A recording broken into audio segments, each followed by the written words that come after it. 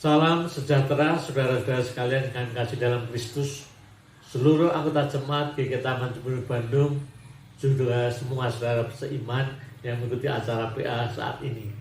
Bagaimana kabar saudara sekalian? Kami doakan semua dalam kondisi baik. Kiranya melalui PA ini iman kita semakin dikuatkan.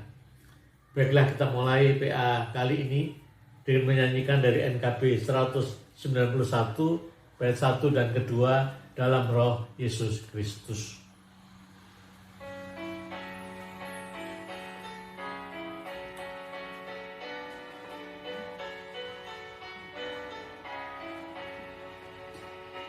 Dalam roh Yesus Kristus kita satu tetap. Dalam roh Yesus Kristus kita satu tetap. Mendoakan semua jadi satu kelak. Biar dunia tahu bahwa kita muridnya dalam kasih tubuh Kristus yang esa. Kita jalan bersama bergandengan erat.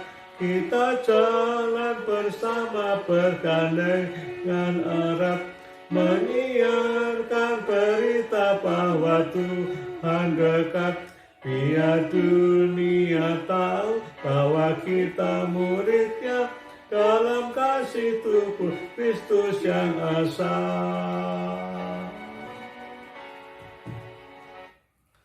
Marilah saudara-saudara kita berdoa meminta pimpinan Tuhan. Ya Tuhan Bapa kami dalam surga, kami sungguh bersyukur kepadamu atas segala kasih dan pemeliharaan Tuhan dalam kehidupan kami semua sampai dengan saat ini. Dan kami percaya Engkau terus memimpin kami selamanya.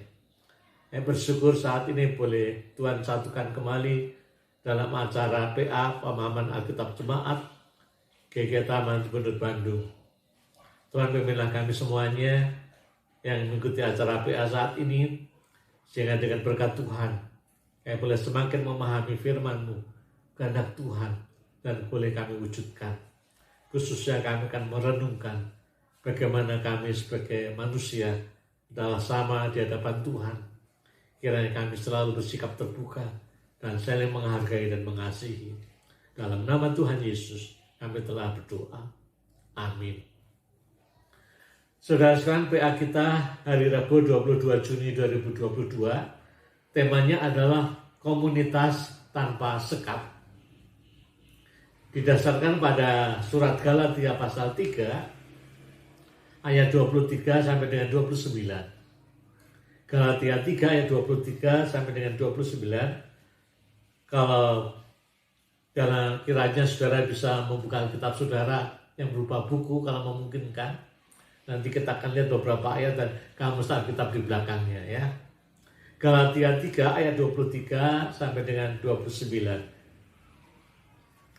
Sebelum iman itu datang, kita berada di bawah pengawalan hukum Taurat dan dikurung sampai iman itu telah dinyatakan. Jadi hukum Taurat adalah penuntun bagi kita sampai Kristus datang, supaya kita dibenarkan karena iman. Sekarang iman itu telah datang.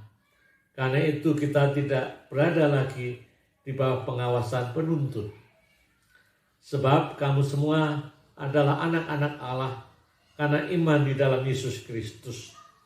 Karena kamu semua yang dibaptis dalam Kristus telah mengenakan Kristus. Dalam hal ini tidak ada lagi orang Yahudi atau orang Yunani, tidak ada hamba atau orang merdeka, tidak ada laki-laki atau perempuan, karena kamu semua adalah satu di dalam Kristus. Dan jikalau kamu adalah milik Kristus, maka kamu juga adalah keturunan Abraham dan berhak menerima janji Allah. Demikianlah firman Tuhan, berbahagialah kita yang membaca dan mewujudkannya. Saudara sekalian yang kami kasih dalam Kristus, bagian yang kita baca ini sebetulnya berisi dua pokok atau dua tema ya. Yang pertama yaitu mengenai fungsi atau peranan hukum Taurat sebelum Tuhan Yesus datang, yaitu Galatia 3 ayat 23 sampai dengan 25. Lalu pokok yang kedua adalah Setelah Tuhan Yesus datang, mereka yang percaya kepada Tuhan Yesus diselamatkan dan diangkat sebagai anak-anak Allah. Karena semua orang percaya adalah anak-anak Allah, maka tidak ada lagi sekat-sekat di antara orang percaya, bahkan di antara sesama manusia. Kita mulai dari yang pertama, saudara sekalian. Fungsi dan peranan hukum Taurat sebelum Tuhan Yesus datang. Kita akan memahami terlebih dahulu, apa sih sebenarnya hukum Taurat itu? Ya, sering kita mendengar, tadi kita juga baca hukum Taurat. Hukum Taurat itu apa? Ya, kita akan membaca, memahaminya berdasarkan kamus Alkitab. Bagi saudara yang membuka Alkitab berupa buku, kita lihat kamus Alkitab di belakang Alkitab, yaitu kata Taurat. Kata Taurat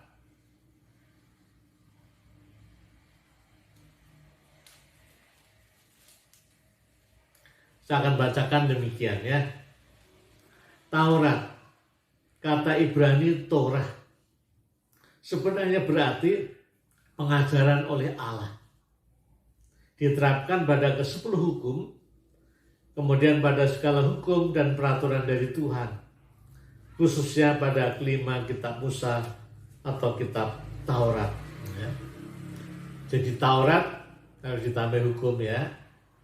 Taurat sendiri artinya pengajaran dari Allah.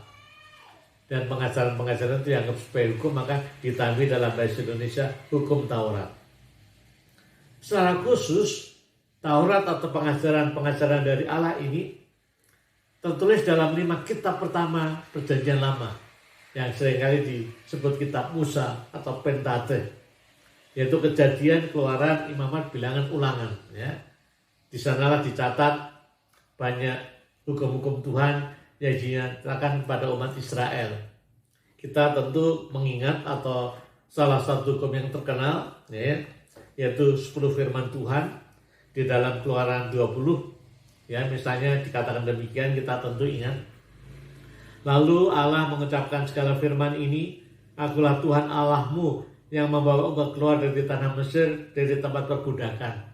Jangan ada padamu Allah lain di hadapanku. Jangan membuat bagimu patung yang menyerupai apapun yang ada di langitmu, yang ada di langit di atas, dan seterusnya. Ya. Jangan menyebut nama Tuhan, dan seterusnya.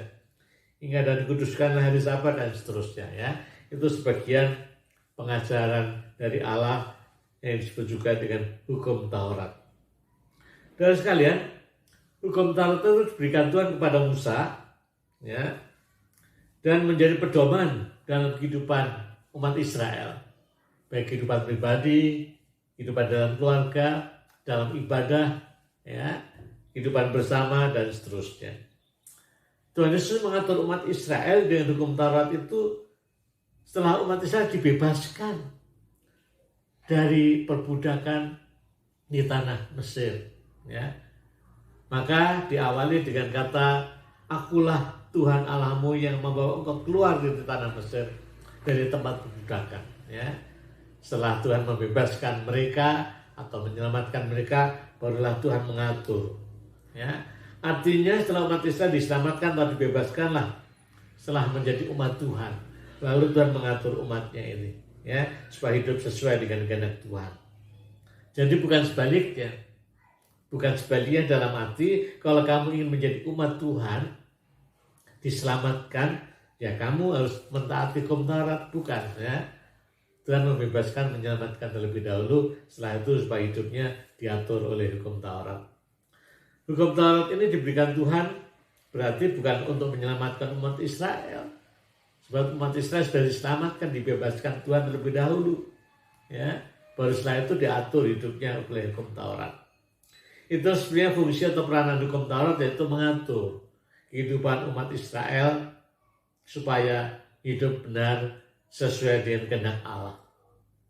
Selain itu, saudara sekalian, dalam Galatia 3 ayat 23 ya, sampai dengan 25 yang kita baca tadi, dijelaskan ya, bahwa ada fungsi lain, sebenarnya mirip sih, tapi di sini dengan istilah lain, yaitu fungsi hukum Taurat itu menuntun ya, atau penuntun bagi orang untuk sampai kepada Kristus, sampai orang percaya kepada Tuhan Yesus Kristus. Sebelum Tuhan Yesus datang pada masa perjanjian lama, kehidupan umat Israel atau orang percaya di bawah pengawalan hukum Taurat atau dijaga oleh hukum Taurat. Ya. Hidupnya dipimpin oleh hukum Taurat. Bahkan pakai istilah dikurung hukum Taurat. Artinya dijaga dengan ketat. Itulah ayat 23, saya baca ulang. Sebelum iman itu datang, kita berada di bawah pengawalan hukum Taurat dan dikurung sampai iman itu telah dinyatakan. Hukum Taurat terus memimpin umat percaya, umat Israel waktu itu sampai iman. Ya, dikatakan sampai iman itu telah dinyatakan, yaitu kedatangan Tuhan Yesus Kristus. Ya, ayat 24. Jadi hukum Taurat telah penuntun bagi kita sampai Kristus datang supaya kita dibenarkan oleh iman. Ya. Yang menarik ada satu istilah yang dipakai di sini, yaitu penuntun. Ya. Hukum Taurat ini seperti penuntun. Kata penuntun ini dalam bahasa Yunani, bahasa aslinya adalah paidagogos. Ini saya pernah mendengar istilah paidagogos, penuntun. Penuntun adalah budak yang diberi tugas oleh tuannya, ya, untuk katalah untuk mengantar atau menuntun, ya, anak-anak tuannya yang kira-kira sekitar umur 6 sampai 12 tahun, mengantar sampai kepada gurunya, guru mereka, ya. Jadi pedagogos, penuntun ini mengantar anak-anak untuk sampai pada gurunya. Setelah sampai pada gurunya yang bertanggung jawab, ya. Tugas pedagogos selesai, ya. Gurunya sekarang berperanan, kira-kira begitu. Jadi hukum Taurat seperti pedagogos atau seperti penuntun, yaitu budak-budak yang mengantar anak-anak tuanya ini, tapi bukan mengantar pada guru-guru, bukan guru-guru Alkitab orang Yahudi, tapi menuntun pada Tuhan Yesus gitu kira-kira, ya. Jadi hukum Taurat seperti penuntun yang mengantar orang terus sampai percaya kepada Tuhan Yesus Kristus. Setelah sampai pada Tuhan Yesus Kristus dan orang itu percaya kepada Tuhan Yesus Kristus, ya, lalu fungsi Taurat, ya, sebagai yang mengantar itu selesai, ya. Tetapi itu bukan berarti lalu hukum Taurat tidak diperlukan lagi, ya. Mungkin orang berpikir, oh gitu, setelah Tuhan Yesus datang, hukum Taurat tidak diperlukan lagi, seolah-olah dan orang percaya bisa hidup seenaknya, ya, tidak diatur lagi oleh hukum Taurat. Oh enggak, setelah Tuhan Yesus datang, orang percaya pada Tuhan Yesus, hidup tetap harus dipimpin oleh Tuhan, ya. Pada istilah saya, hukum Taurat yang baru, istilah saya, ya.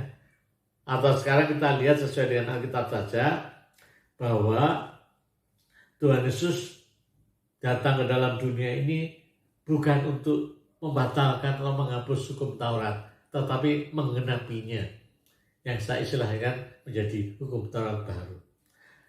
Itu kita baca pada Matius pasal 5 ayat 17, ya.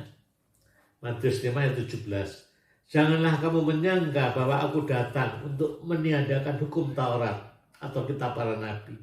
Aku datang bukan untuk meniadakannya, melainkan untuk menggenapinya. Ya. Jadi bagi Tuhan Yesus, hukum Taurat itu tetap perlu, tidak dihilangkan, dibatalkan, dihapuskan. Tetapi Tuhan Yesus datang untuk menggenapi, artinya apa? Menyempurnakan, memaknai ulang yang semakin benar seperti yang Tuhan inginkan. Ya. Memberikan makna yang semakin sesuai yang Tuhan inginkan, kehendak Tuhan. Sebab ini yang penting. Pada masa itu, pada zaman Tuhan Yesus, tokoh-tokoh Yahudi, tokoh-tokoh agama, itu menafsirkan hukum Taurat itu secara ketat, ya, secara kaku. Hukum Taurat itu ditafsir begini begitu sampai sedetail mungkin, sampai akhirnya menjadi sesuatu yang mengekang, ya, karena semuanya diatur, ya, jadi semua serba kaku. Nah, Tuhan Yesus datang untuk memberikan makna yang baru, menyadarkan bukan inilah maksudnya hukum Taurat. Ya, kita ambilkan beberapa contoh, saudara sekalian ya. Yang pertama, ya, kalau di dalam hukum Taurat, hukum keempat dikatakan ingat dan kuduskanlah hari Sabat, 6 hari lamanya engkau akan bekerja dan melakukan segala pekerjaanmu, tetapi hari ke-7 adalah hari Sabat Tuhan Allahmu, maka jangan melakukan sesuatu pekerjaan, engkau atau anakmu laki-laki atau anakmu perempuan atau hambamu laki-laki atau hambamu perempuan atau hewanmu atau orang yang di tempat kediamanmu. Sebab 6 hari lamanya Tuhan menjadikan langit dan bumi, laut dan segala isinya, dan ia akan berhenti pada hari ke-7. Itulah sebabnya Tuhan memberkati hari Sabat dan menguduskannya. Ya, dikatakan 6 hari Tuhan bekerja, hari ke-7 berhenti. Maka kamu juga hari Sabat, hari ke-7 berhenti, tidak boleh bekerja siapapun juga. Nah, hukum ini lalu ditafsir, diberikan tafsiran oleh tokoh-tokoh Yahudi waktu itu. Kalau nggak boleh bekerja itu apa saja nggak boleh bekerja, ya. Termasuk kalau bepergian itu dianggap bekerja apa enggak.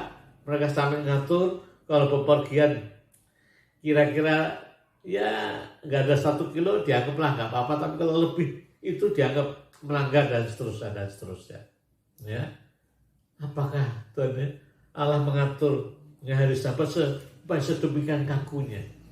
Tuhan Yesus memberikan pemaknaan yang baru. Esensi hukum Taurat itu apa? Ya, yaitu mendekatkan kepada Tuhan dan melakukan kehendak Tuhan. Oleh karena itu, ya, di dalam Markus pasal 3 kita akan bacakan, Tuhan Yesus melakukan sesuatu pada hari Sabat yang dipandang orang Yahudi itu sebagai suatu pekerjaan, dianggap melanggar. Tapi bagi Tuhan Yesus tidak.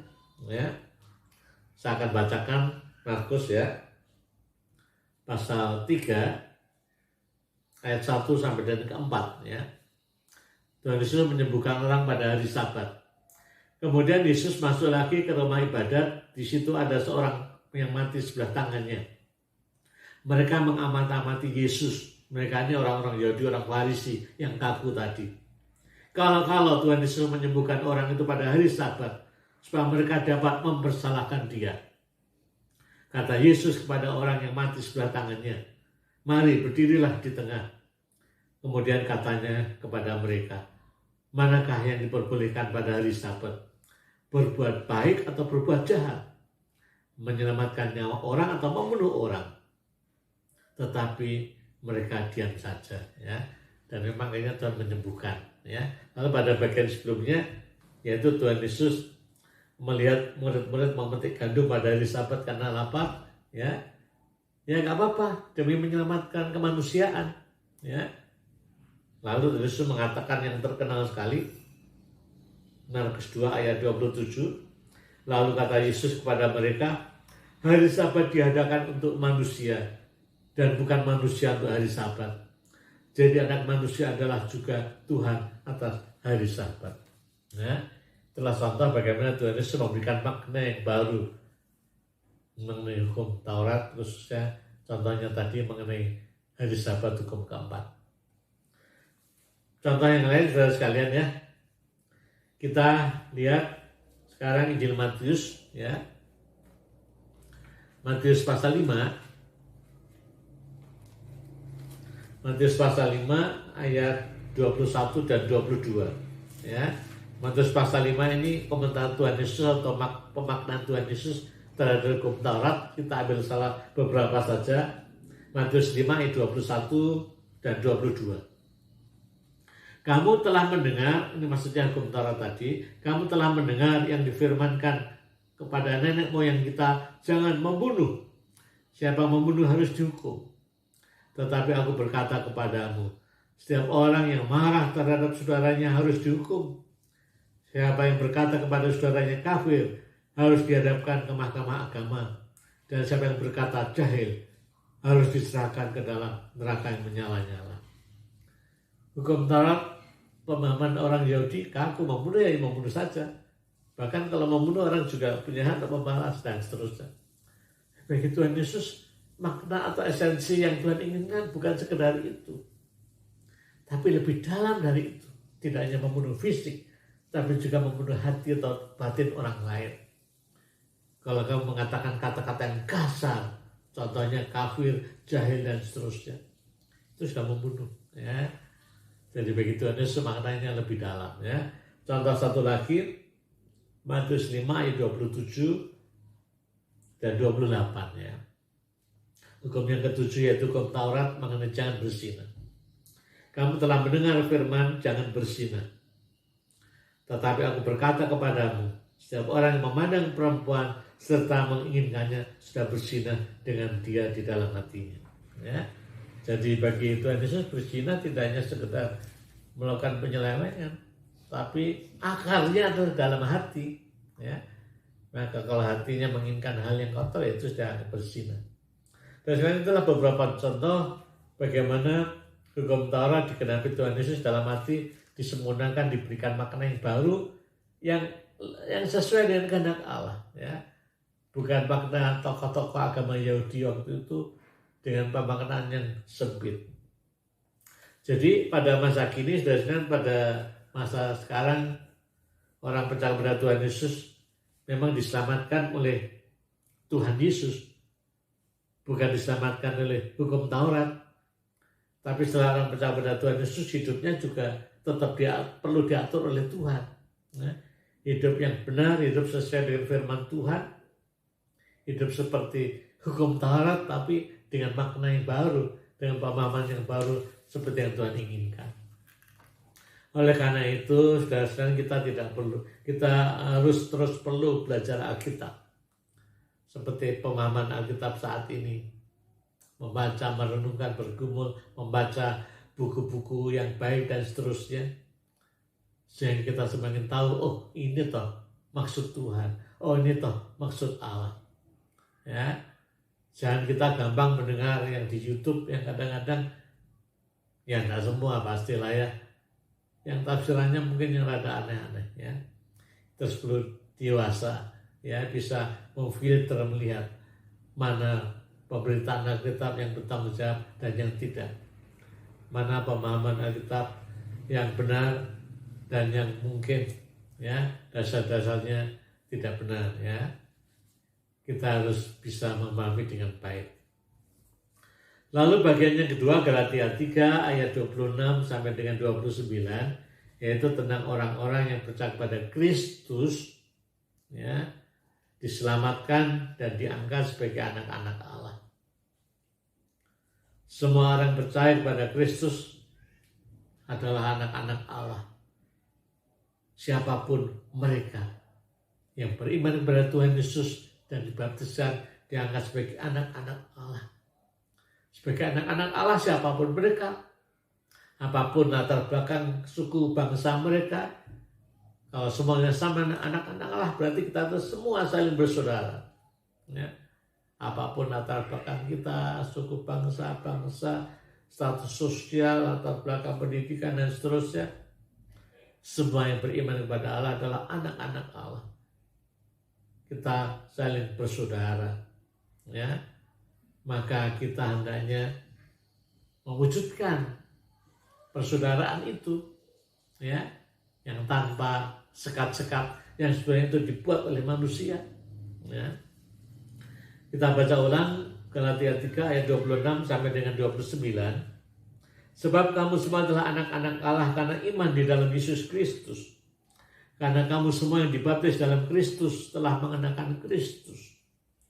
Dalam hal ini tidak ada lagi orang Yahudi atau orang Yunani, tidak ada hamba atau orang merdeka, tidak ada laki-laki atau perempuan, karena kamu semua adalah satu di dalam Kristus Yesus.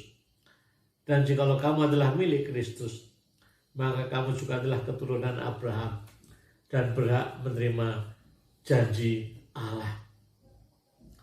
Saudara-saudara, secara praktis sebagai orang Kristen, orang percaya yang beriman kepada Kristus, ya, kita sebagai anak-anak Allah, saling bersaudara satu dan yang lain.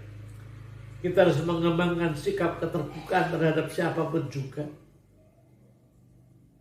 Mulai dari diri sendiri, lalu dari keluarga, gereja, dan seterusnya, harus belajar saling terbuka.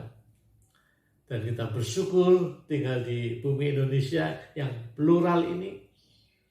Nah, plural dari segi suku, agama, budaya, dan seterusnya. Ini adalah tempat yang baik bagi kita untuk terus melatih, ya, dan menguji bagaimana kita bisa mewujudkan persaudaraan kita tanpa sekat. Secara konkret, kita harus kembangkan apa saja.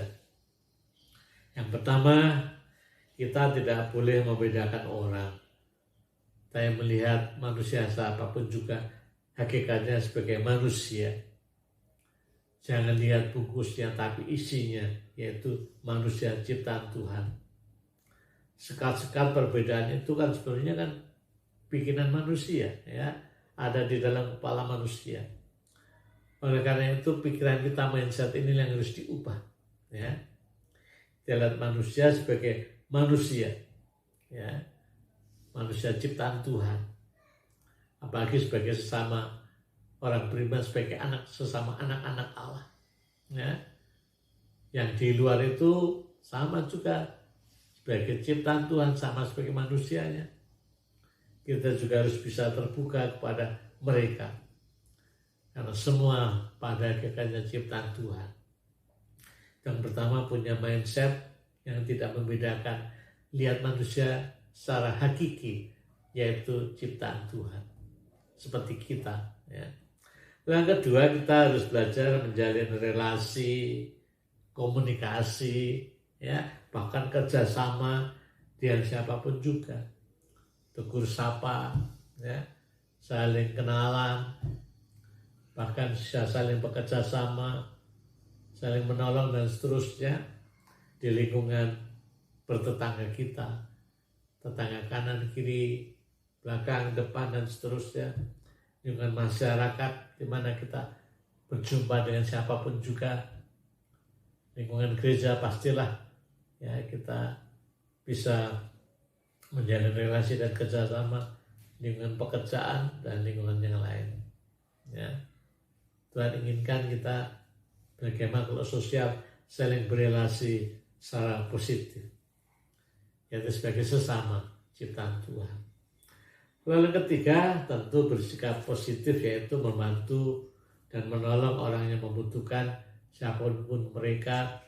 Tidak membeda-bedakan, oh kalau golongan saya sesuai dengan saya, enggak, ya semua golongan, ya. Kita bisa saling peduli, menolong dan membantu dan seterusnya. Dan sekarang marilah kita syukuri bahwa kita bisa hidup bersama dengan orang lain. Itu adalah suatu anugerah Tuhan, siapapun mereka. Bahkan kadang mereka pun ada yang mungkin dalam tanda petik menyengkelkan kita, atau mungkin lebih ekstrim, tidak suka dengan kita. Dan bagaimana kita harus membalas mereka? Ya, kembali kepada Tuhan Yesus yang mengajarkan kita. Kasihlah mereka, doakanlah mereka, kita tetap menjalin hubungan baik dengan mereka. Sehingga kita boleh memberikan andil, ya, sumbangsih, bagaimana kehidupan bersama ini menjadi lebih baik dan damai kalau kita saling menghargai dan mengasihi, ya, tidak membeda-bedakan. Selamat kita menjadi orang-orang yang dipakai oleh Tuhan untuk bisa menyebarkan kasih kepada siapapun juga tanpa membeda-bedakan, sehingga sekat-sekat sudah tidak relevan lagi dalam kehidupan kita bersama. Amin. Sekarang kita akan masuk dalam doa syafaat. Mari saudara kita berdoa, ya. Tuhan Bapa kami dalam surga, kami bersyukur kepadamu. Kalau Engkau mengingatkan kami kembali hakikat kemanusiaan kami, juga orang lain. Kami bersyukur Engkau mengangkat kami sebagai anak-anak-Mu. Semua orang percaya, siapapun juga, apapun latar belakang mereka, kami mensyukurinya. Dan kiranya itu tidak hanya sekedar pemahaman kami, yang menjadi pola kehidupan kami, mewujudkan diri sebagai anak-anak-Mu, yang saling menghargai, saling menghormati, saling menolong, saling membantu tanpa membeda-bedakan. Bahkan secara lebih luas antara sesama kami, walaupun berbeda kepercayaan dengan kami, toh semuanya juga sama-sama ciptaan Tuhan. Ajarkan kepada kami dimanapun juga, belajar bersikap terbuka, memandang positif mereka-mereka yang kami jumpai. Juga tolongkan agar kami bisa menjalin relasi dengan baik, persahabatan, bahkan kerjasama. Ya Tuhan, kami juga terus berdoa kiranya semangat persaudaraan tidak membedakan, juga terus meluas dalam kehidupan berbangsa, bahkan secara mendunia ini. Kami prihatin dan terus berdoa untuk pertikaian yang terjadi di beberapa tempat, baik di Indonesia maupun di belahan bumi yang lain ini. Gara-gara ego manusia yang memandang dirinya lebih hebat, lebih besar, lebih benar dari yang lain. Yang berdoa untuk semua pemimpin dunia ini dengan hati yang rendah, bisa memandang orang lain, bangsa lain sebagai sesama, sehingga segala macam kesalahpahaman, perbedaan pandangan bisa disikapi dengan solusi damai, bukan dengan kekerasan atau peperangan. Terima kasih, kami terus berdoa untuk Indonesia yang plural ini, yang menjemuk baik dari segi agama, suku bangsa, budaya, latar belakang, dan seterusnya. Tapi Tuhan satukan kami sebagai satu negara kesatuan Republik Indonesia. Kiranya kesatuan ini terus kami jaga dan kami rawat untuk kehidupan bangsa Indonesia lebih baik lagi. Yang berdoa untuk para pemimpin kami dari pusat sampai dengan daerah, agar mereka juga mempunyai jiwa yang sama, jiwa nasionalisme, bahkan memandang semua elemen bangsa ini adalah satu sebagai negara Indonesia. Tuhan, saat ini kami juga bersyukur dan terus berdoa untuk seluruh anggota jemaat simpatisan. Juga kami senang mengikuti acara PA ini, dan berkatilah kehidupan mereka semuanya. Mantapkanlah iman mereka, berikanlah damai sejahtera kepada mereka. Kalaupun ada pergumulan masalah yang berat menyangkut kesehatan, keluarga, pekerjaan, ekonomi, apapun juga, kiranya mereka tetap boleh menghadapinya. Tuhan berikan kekuatan dan ketabahan kepada mereka, juga solusi yang tepat pada mereka semuanya. Kami juga bersyukur kalau pandemi virus corona mulai teratasi, dan gereja kami khususnya GKI Taman Cipunir Bandung dan mulai ada kebaktian tatap muka 2 kali, juga kegiatan-kegiatan yang lain mulai secara bertahap dimungkinkan tatap muka, walaupun tetap dengan protokol kesehatan. Kiranya ini semua menjadi hal yang baik untuk kehidupan kami bergereja, juga bahkan bermasyarakat. Berikanlah hikmat pada pemerintahan kami untuk tetap terus mengatur dan memonitor perkembangan virus corona ini, sehingga tidak menjadi ancaman-ancaman yang baru. Terima kasih ya Tuhan, adalah doa kami semuanya. Saya panjatkan dalam nama Tuhan kami, Yesus Kristus. Amin.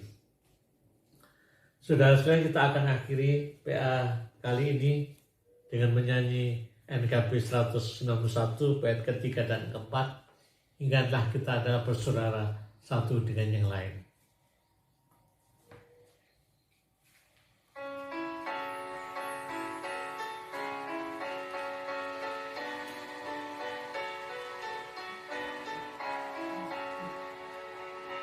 Kita bahu-membahu melayani terus, kita bahu-membahu melayani terus, kita saling membela dalam kasih kudus. Biar dunia tahu bahwa kita muridnya dalam kasih tubuh Kristus yang esa. Puji Bapa surgawi pemberi kurnia, puji Bapa surgawi pemberi kurnia, puji Roh pemersatu dalam kasih Bapa. Biar dunia tahu bahwa kita muridnya dalam kasih tubuh Kristus yang esa.